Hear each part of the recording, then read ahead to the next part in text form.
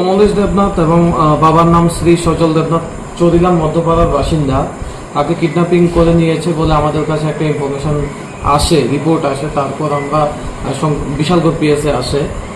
তারপর আমরা সঙ্গে সঙ্গে অ্যাক্টিভেট হই। তারপর দেখা যায় কি সুরজিৎ চক্রবর্তী বলে বিশ্রামগঞ্জ সিলেক্টা মুরা এরিয়ার একটা ছেলের সঙ্গে তার কিছু টাকা পয়সার লেনদেন নিয়ে একটা ঝামেলা চলছিল।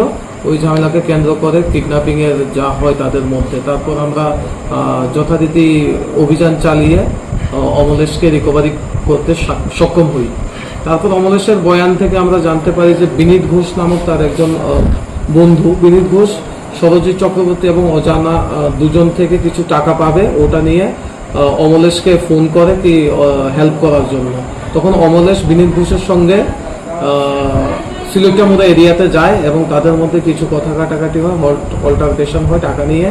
তখন ওখানে যে জনগণ বলে কি তোমাদের ডিসপিউটগুলা চৌরিলাম গিয়ে এমিকেবলি সেটেল আপ করো।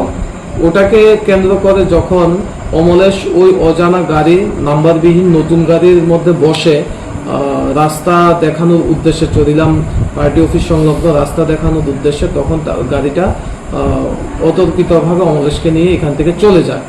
তো যাই হোক, আমরা সক্ষম হয়েছি অমলেশকে রিকভারি করতে এবং রিকভারি করে বিশ্রামগঞ্জ থানার কাছে হ্যান্ড ওভার করি। অমলেশকে নাগরজোলা থেকে অ্যাকচুয়ালি রিকভারি করা হয়েছে। নাগরজোলা থেকে একজন টমটম চালক খুবই আমাদের সাহায্য করেছে। টমটম চালককে বলেছিলাম কি আমতলী পিএসএ আসার জন্য, তখন যথারীতি আমরাও আসলাম আমতলী পিএসএ সংলগ্ন এরিয়াতে।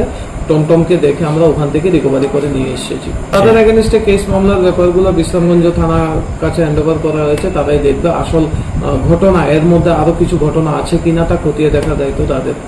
আমার নাম Prosenjit Debnath, sub inspector of police, Bishalgarh police station.